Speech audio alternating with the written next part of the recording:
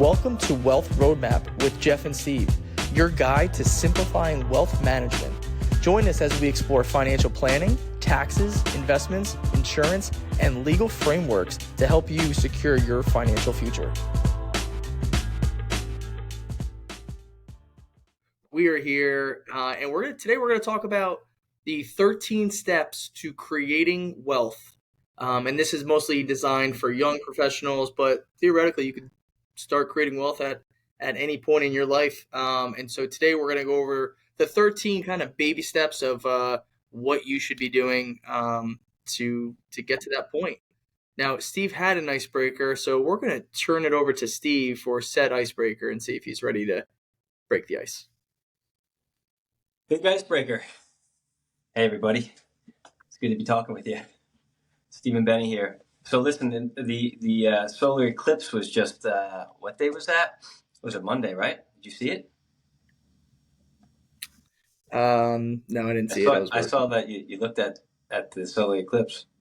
Burnt your eyeballs.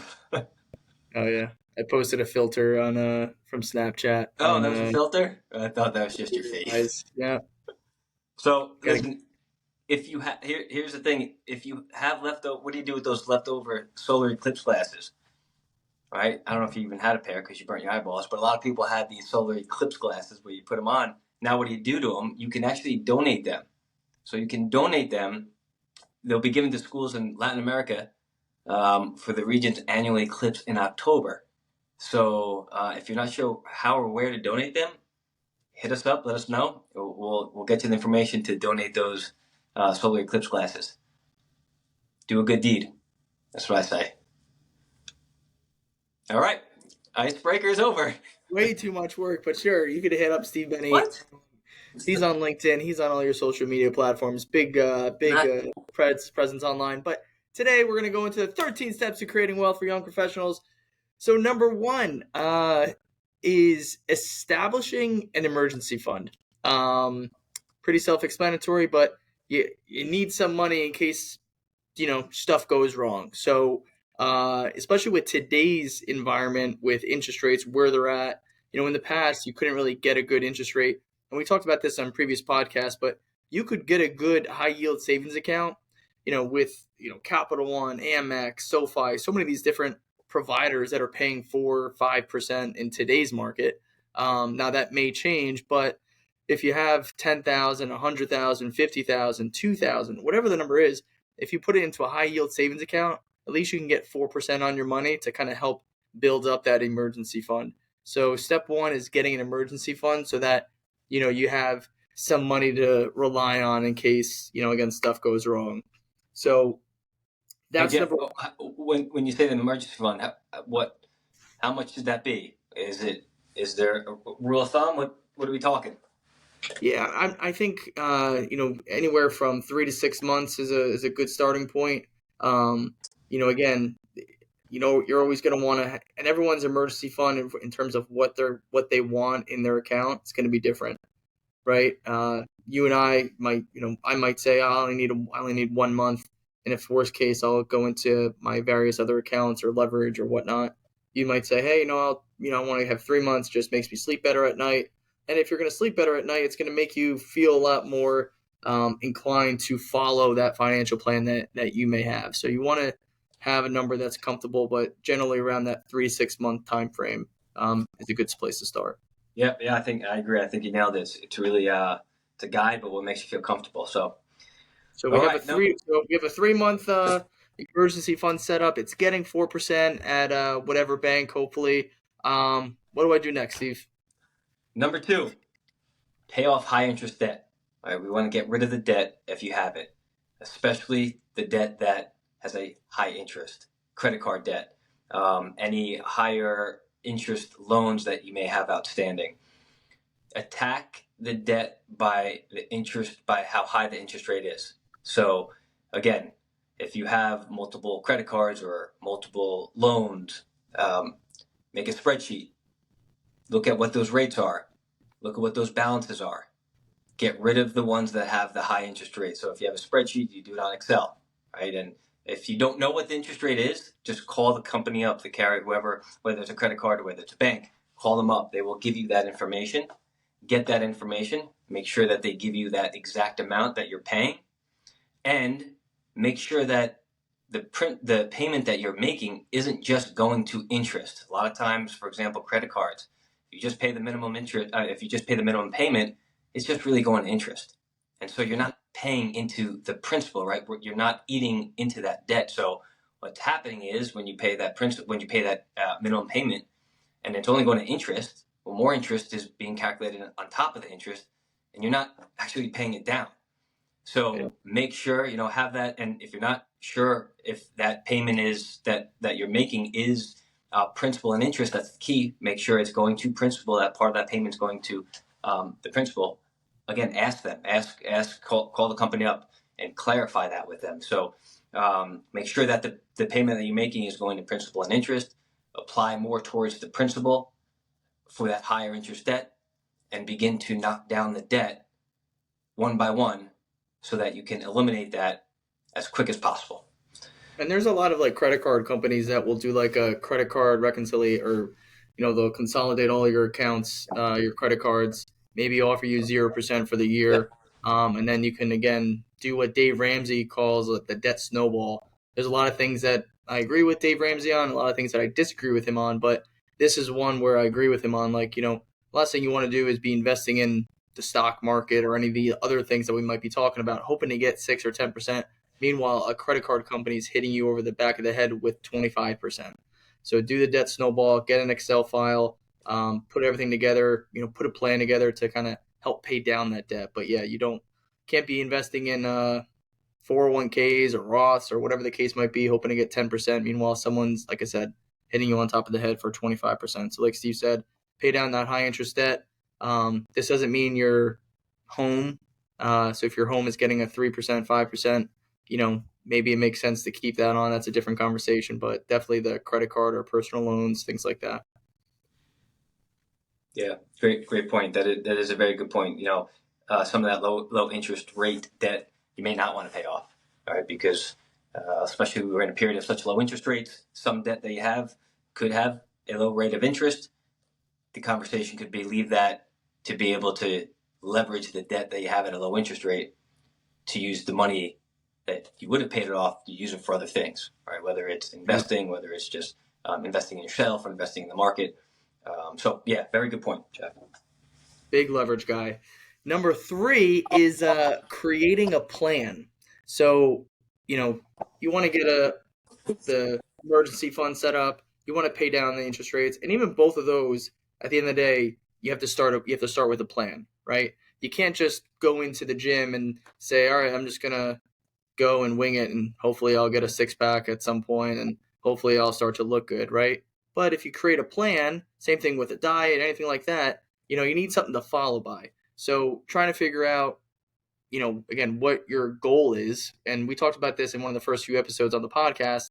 Again, whether it's, buying a house, saving for retirement or whatnot, how are you going to accomplish your goals? And then that's going to kind of play into all these different other things that we're about to talk to in terms of where to save, how to save, and all that different stuff. But step 3 is really creating a plan to get you, set up. You can't just, create wealth willy-nilly, right? You gotta know where you're going. So I've established my emergency fund, paid down high interest rate credit card debt. I have a plan. What do I do next? Track expenses, and you can do that with an app. A popular one, which I believe is unfortunately going out of business. They were struggling. Yeah. It was Mint, right? Yeah. But regardless, Google search. I think Rocket Money is another one. For our clients, we have a very kind of similar type of software. Has a little more bells and whistles, but at the end of the day, if you have an advisor, talk to the advisor to see if they have any type of apps that they can provide to you, or any type of websites that they'll be able to provide to you to be able to track your spending, see kind of the expenses. It might take some time to gather that data, right? Because once you connect everything, you want to let it do its thing. But I think that, by seeing, it does a couple things. By seeing what you're spending your money on, it makes it more real, and it allows you to potentially make changes if you so wish to make changes. It will allow you to be able to know where the money is going, how much money is going to where on a monthly basis, weekly basis, so you can kind of curb different activities that, or curb different tendencies that you have to spend money on maybe things that aren't necessary. And that's a big piece, right? Because if you could lower expenses, all things being equal, if you could lower expenses, you could save more, you could put more money to paying off debt. You can establish that emergency fund by just watching what you spend. Sometimes it's hard to do so, though, if you don't see it, if you don't have something where you can track it. And with all the technology out, it's very simple to do. Find an app, Google it. As I said, reach out to us. We have kind of different types of software to do it as well. Talk to an advisor that you have, but just get some sort of tracking app down so that you know exactly what you're spending, when you're spending it, where it's coming from. Yeah, and a lot of these apps, they link with all your other accounts to, like you said, make it very easy. But my analogy for this is like, imagine a business that was just operating and they didn't know what they spent or what they spent it on. You'd be like, is this really a really high functioning business that I trust? No, you'd want to know like how much they spend in marketing, how much they spend in advertising, sales, all this different stuff. So how is a household any different with what they spend going out to eat, or what their auto insurance is, or all this different stuff, right? So if you know what you're spending and then what you're bringing in, well, now you know that surplus that you can to do these other things that we're about to talk about. So yeah, Rocket Money is one that I've used in the past. So great point. So number 5, estate planning. Get a will, get your estate planning done. Depending on where you are in life, maybe who you can go to an attorney. We can always recommend one to you depending on where you live. But even if you get a simple will, again, living will, financial power of attorney, all this different stuff, you want to have it in case the what if happens, right? Like, what if I become incapacitated and I can't make my own medical decisions? Who's doing that for me? If you're just getting started out and you're in your young 20s or whatnot, you can go to LegalZoom or Trust and Will, all these different online companies that will get you the simple documents for a few $100. But it's something that can just be done so simply where it doesn't expire until your circumstances do. So until you get married or things change, again, it's not like it's going to go, it's not like it's going to expire. So getting, just simple estate planning documents in order, I think, is something that, kind of goes back into that number 3 point of creating a plan. This is creating a plan for all the different, like, what if scenarios. Were you going to say something? Yeah, no, I was just going to say, I think you touched on it, but it's easy to do. It doesn't, super easy. right? So it's a phone call, and maybe it'll take a couple hours if that, but something so simple. But the impact of having that is tremendous, because it will make sure that should something happen to you, your loved ones are taken care of, the assets that you have go where they're supposed to go based on where you want them to go, instead of allowing the state or whomever to dictate where those assets go. So it's really such a small thing, but we've seen people not have the proper estate plan or wills done, executed, and it is just a complete, not only a complete headache for the survivors, their family, but it's a money. You spend more money time and money trying to now unwind everything the proper way. So yeah, that was all I was going to say. It's important. Yeah. All right. So almost halfway there. Going to number 6, Steve. Number 6, right? And it's kind of on the whole theme with expenses, trying to lower expenses. If you lower expenses, you have more money for other things.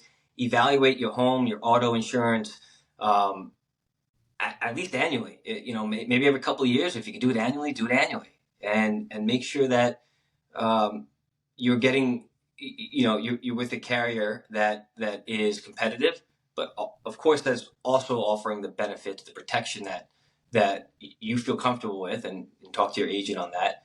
But that's super important, because again, if different carriers are going to charge different rates. And so if you can lower the home auto, or if you can bundle, you talk about everyone bundling, right? If you have your home and auto, if you have an umbrella insurance, so forth and so on, right? Any type of liability insurance with different carriers, maybe bundle it. It's a very simple fix to be able to get discounts to lower the monthly or the annual rate that you have. Any savings that you get, guess what? Again, you can use that. You can use that to save, put money back into the plan. You could use that to build your emergency savings. You could use that to save towards retirement. You use that to pay down debt. So it's just these little things that, it might take a little bit of time, but if you have an agent, just let them know, or get a couple quotes from, 2 or 3 different people, and then let them do the rest, right? They come back to you with quotes, with coverage. Pick whom you feel most comfortable with, based off the protection and the cost, and done. And if you have the savings, guess what? That's money in your pocket. It's money in your pocket that now you can use, that you wouldn't have done if you just took the extra step to have that review. So that's a big one.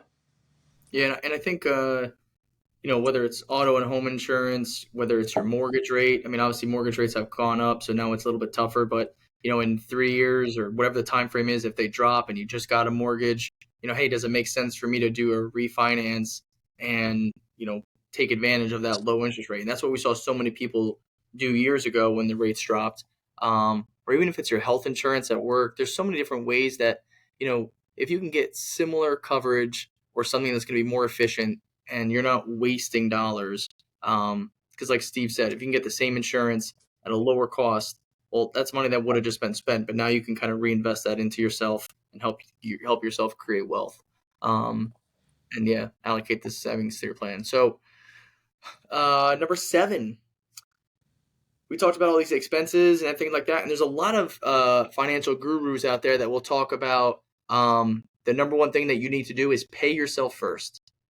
Act like you're a bill. We all have bills, mortgage, rent, whatever the case is, utilities, and we know we have to pay them. And then what happens is that we hope to have money left over and then invest. But it really should be the opposite. We should be, paying ourselves first, and we can do that in a variety of different ways. We'll go into the next few points, but setting it up so that it's automatic. So that whether I'm saving into a brokerage account, a Roth, a 401k, whatever the case might be, every month I have money going towards my net worth, right? Now, a brokerage account is a way that I can do that, outside of work. But again, at the end of the day, it's paying ourselves first.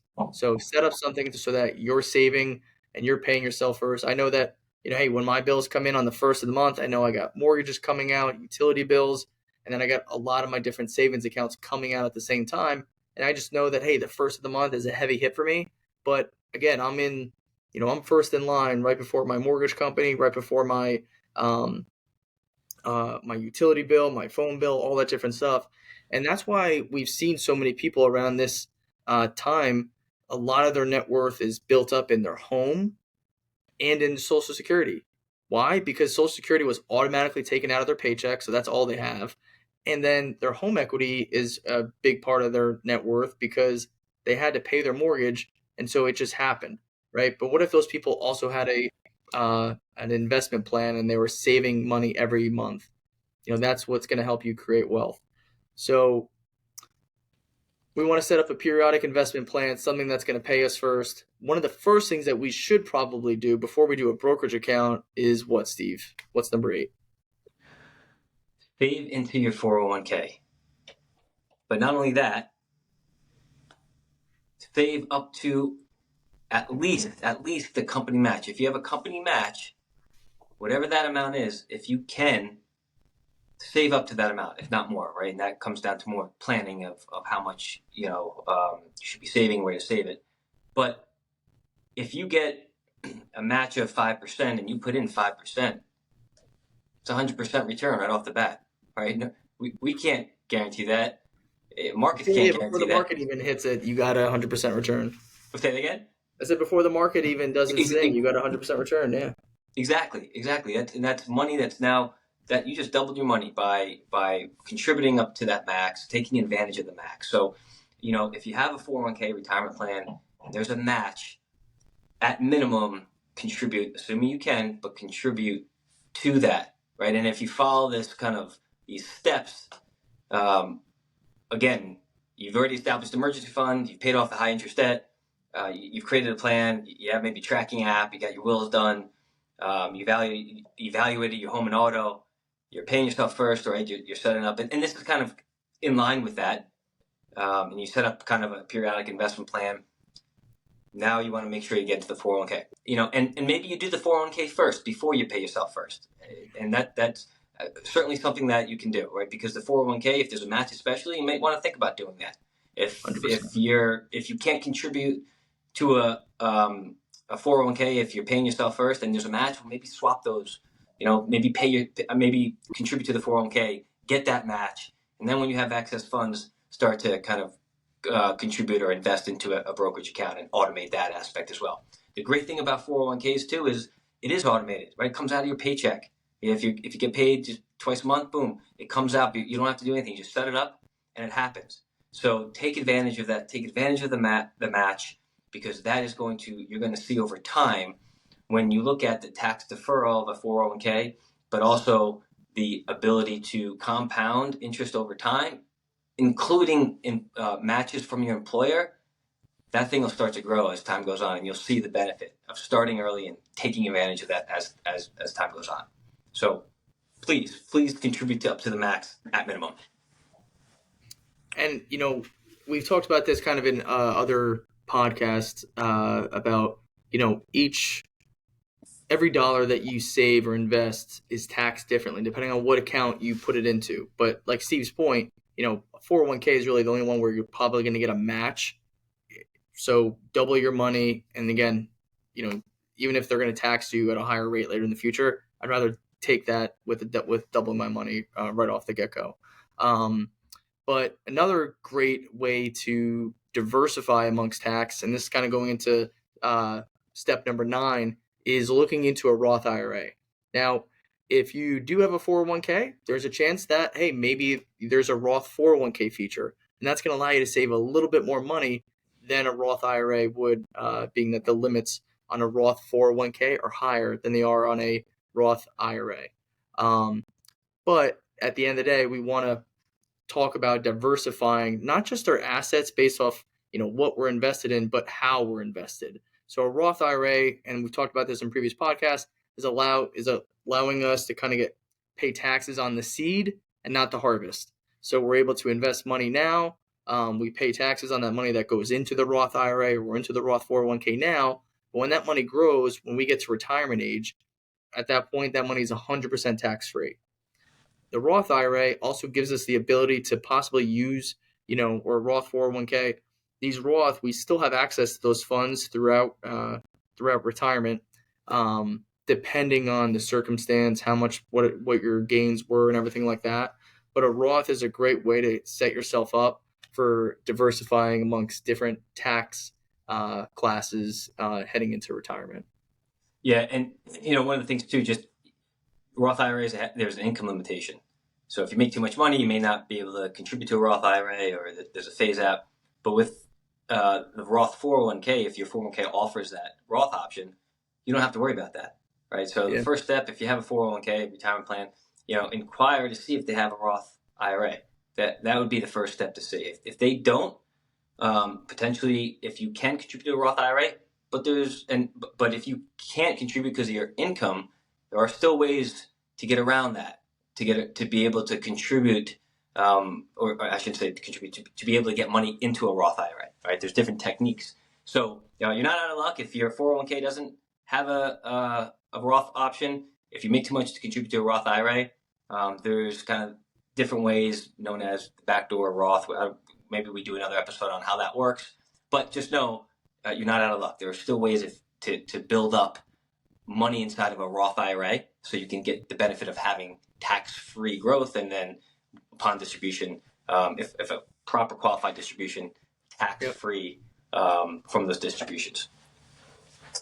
Yeah, exactly. Um, Going to number 10, what's another great tax advantaged vehicle that we should be looking into? If you have access to do it, an HSA, a health savings account, right? This is we could do a whole podcast episode just on a health savings account. There are a tremendous amount of benefits to having a health savings account. Now, right, Jeff, you need to have a high deductible health plan in order to contribute to a health savings account. So the first step is really to see what type of health insurance plan you have. If you don't have a high deductible health plan, unfortunately, you cannot contribute to a health savings account. All right, so that's the key. If your company offers it, or if you are an owner of a business, might make sense to look at plans that do have that ability, right? Because you can control what type of health benefits you're providing to yourself, your family, and your employees.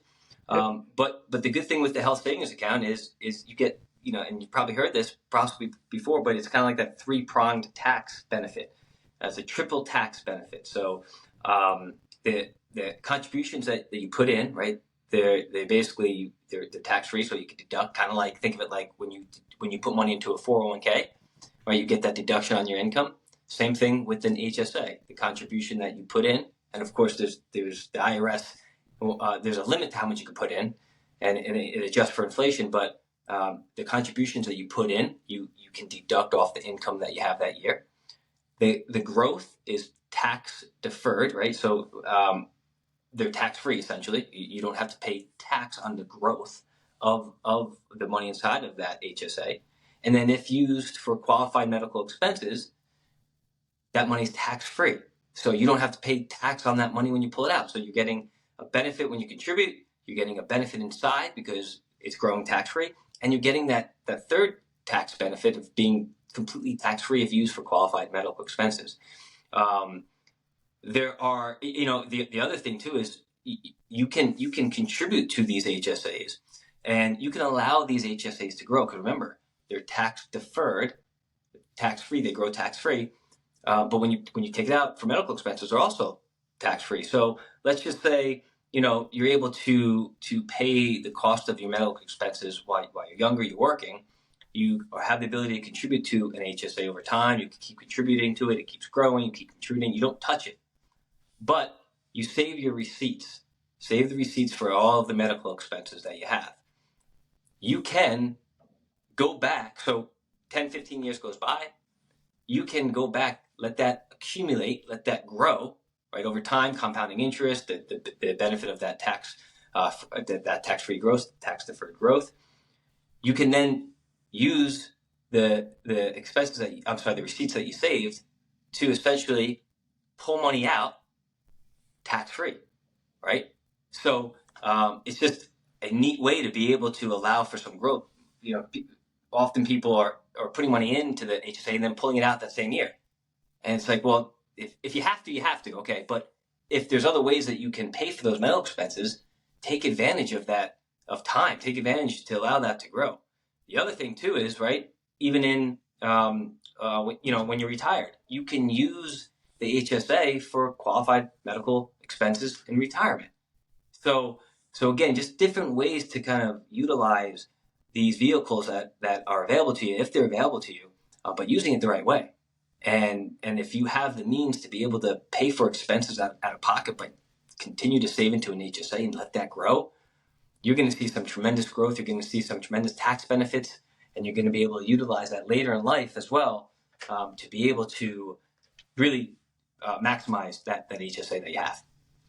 Yeah, not many people I think know that, because there's been a lot of advancements in the HSA world of late, but you can pretty much go to any custodian and have your HSA be invested in the market and have that compound, whereas years ago it was kind of sitting flat in a checking account, earning really nothing.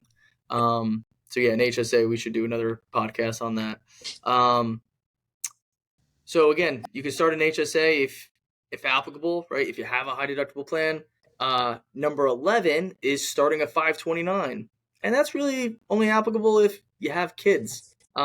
Really. So if I have three, we have a 529 for each. For every month we put in money into the kids' 529. So one day when they do go to college, They're going to have some money in there. A lot of the concerns that we get around or hear about 529s is, what if my kid doesn't go to college?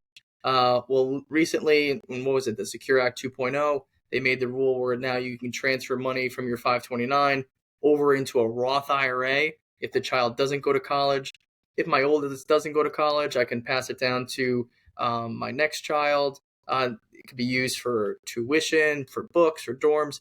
But there's a lot of benefits to a 529 as opposed to it being in a brokerage account and then me having to pay taxes. So if you think you're going to be spending money in college for education, I think a 529 is a great, a great vehicle.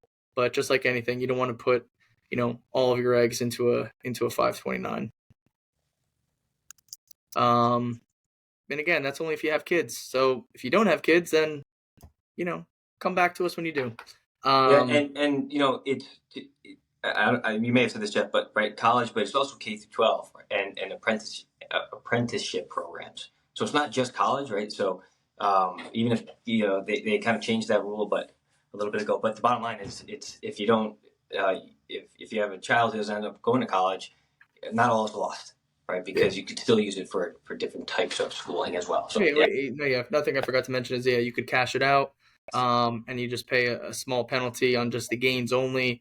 But it's not like that money goes away. So, please don't not do a 529 because you're concerned that the money's just going to go away somewhere. Or be penalized too much. So so we've done set up a brokerage account. We set up my 401k. I'm getting the match, a Roth IRA, HSA 529. What else should we be possibly looking at? So number 12, you've done all these other things. Now might be the time to start looking into contributing to a permanent life insurance policy. A permanent life insurance policy, not term, but a permanent policy that can accumulate cash value. Now, this is another number that we could probably do a whole podcast episode on. But it's very important, right? Life insurance, if utilized properly, offers tremendous tax benefits. The issue is that often it's not structured the right way. And depending on the needs, depending on the reason for the purchase of the life insurance, right now what we're talking about is using it to accumulate cash. There's a specific way to structure that policy, right? Because you want to be able to put the most amount of money into the policy and have the least amount of death benefit. And so really, there's two ways to structure it, very high level. You can structure a policy for the most amount of death benefit. So you pay the least amount of money to get the most amount of death benefit. And who determines how much death benefit you're going to get for the amount that you put in? Well, that's the insurance company, right? So you got to go through an underwriting process, and they're going to determine how healthy you are. They're going to give you a rating, and they're going to say, okay, give us, and I'm just throwing out numbers. These are just all hypothetical. Give us $10,000 a year. We'll give you $1 million in death benefit, all right, based off of the underwriting process that you went through. Okay, great. Well, there's also a way to be able to overfund that policy. So, for example, that same, again, all hypothetical, just using these numbers as an example, for that same $1 million, maybe the most that you can put into it is $30,000, right? So $10,000 is really for the cost of insurance, but you can put an additional $20,000 on top of that. And so by doing that, now you're getting some cash growth, cash accumulation. Who determines, though, how much extra that you can put into that policy? Not the insurance company. Jeff, who is it? The IRS. The IRS, okay? So the IRS is limiting how much you can put into these policies. And when structured properly, so that tells us something. It tells us that if the IRS is limiting how much you can put into a policy, it's probably got to be something that might make sense to look at if everything else is in order in your financial life. But the key is to structure it properly, because you want to make sure that the policy that you're putting the most amount in, you're reducing the expenses for having the life insurance, because you have to have a death benefit attached to it. That's the key in order for it to be a life insurance policy. But the reason why the IRS is limiting the amount that you put in is because the cash value grows tax deferred, the cash value when pulled out properly is tax free. It doesn't hit your income tax, your taxable income. And on top of that, you have the death benefit should you need it. But the key is to really limit that, to be able to get that cash in, to grow it over time, to be able to take advantage of tax-free, tax-advantaged distributions when the time comes. There's no limit like an IRA, right? An IRA you have to be, or a retirement account, you have to be 59 and a half. With IRA qualified retirement accounts, there's a limit to how much you could put in. With life insurance, there's no limit. You can pull it out whenever you want. Assuming it's set up properly. Okay, you get that tax-free, tax-deferred growth inside the policy, and you can put in as much or as little as you want. So it's really up to you, depending on how you want to structure it. And there's different ways, right, that you can invest that money inside of that policy. You can, believe it or not, invest it just like you do with your 401k. So you can invest in the markets. You could take advantage of what's called these indexed accounts, where you get some protection from the market and you get some upside growth as well. So there's also other types. I don't want to get too into the weeds there. The bottom line is just, it is something to consider and to look at, but you really want to make sure that whoever you discuss it with knows what they're doing, knows how to structure it the right way, and knows what your goal is, that you're looking for cash accumulation so that's structured properly.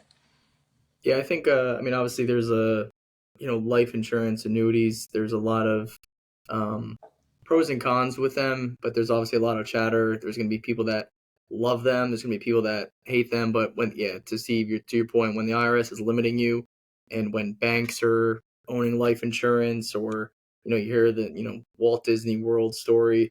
Obviously there's something there to consider, but, and again, that's probably another item that we could do a podcast on in terms of how to structure it properly and whatnot. So going into number 13, last but not least, I think this should have been a little bit higher on the list. And these weren't necessarily in a true order, but I would do some reading on some of financial books, financial literature, to create the right habits, the right mentality. I think over the last few years, I've read a lot of great books. Whether it's The Power of Zero, of living a tax-free life in retirement. The Millionaire Next Door is a great book. I read that personally. That kind of goes into how to create that wealth. Automatic Millionaire was written by another financial advisor, but I thought it was a great read to kind of just show you the power of compounding interest. Just how saving $100, $200, right, instead of buying that $7 macchiato, espresso, whatever at Starbucks, what it looks like if you actually invested that money instead. Rich Dad, Poor Dad is a classic. Tax advantages of real estate, bigger pockets, an online real estate community. They have a lot of great books on the power of real estate. But I think just, trying to understand the financial world, how other people have accomplished it, and just the different aspects and different ways to look at all these things that we're talking about will help you just get more educated, more informed, so that when you're going through all this, you're gonna, again, help you create that plan, right? So when you're talking to a cousin at a barbecue, what you're doing it, why you're doing it, because you've done the research, and you've gotten the insights from a lot of these, again, gurus that have written, some of these books. Yeah. I mean, like, perspective is everything. So just gaining the knowledge, getting different perspectives. There's different philosophies. Maybe some you agree with, maybe some you don't. But to be more well-rounded and to give better, to allow you to have a better approach, especially when it comes to, your financial world, the best thing to do is just to be educated, to learn, and to make sure you're asking the right questions. So great point. Yeah. So those are the 13 steps that you can take to help you create your wealth. Want to shout out to the Red Bank boys down at our office, JT, Grant, Rob. This was for you. Hope you and everyone else have a great night. Hope this was insightful. And as always, if you have any podcast topics that you would like to hear about, please reach out to us, and we'd be delighted to educate you on these topics. Otherwise, we'll see you on the next episode. Yes, we will. It's been a pleasure. All right, guys, take it easy. Thank you for joining us. If you enjoyed our podcast, don't forget to like, subscribe, and leave a comment on topics you'd like for us to cover on future episodes. We'll see you soon. Financial planning and advisory services are offered through Prosperity Capital Advisors, PCA, an SEC-registered investment advisor with its principal place of business in the state of Ohio. One Team Financial LLC and PCA are separate, non-affiliated entities. PCA does not provide tax or legal advice. Insurance and tax services offered through One Team Financial LLC are not affiliated with PCA. Information received from this video should not be viewed as individual investment advice. Product discussions and illustrations are hypothetical in nature and will vary based on many factors, including but not limited to age, health, product, insurance carrier, and product design. You should consult the insurance carrier website and policy for detailed information. Content may have been created by a third party and was not written or created by a PCA-affiliated advisor and does not represent the views and opinions of PCA or its subsidiaries. For information pertaining to the registration status of PCA, please contact the firm or refer to the Investment Advisor Public Disclosure website. For additional information about PCA, including fees and services, send for our disclosure statement as set forth on Form ADV from PCA using the contact information herein. Please read the disclosure statement carefully before you invest or send money.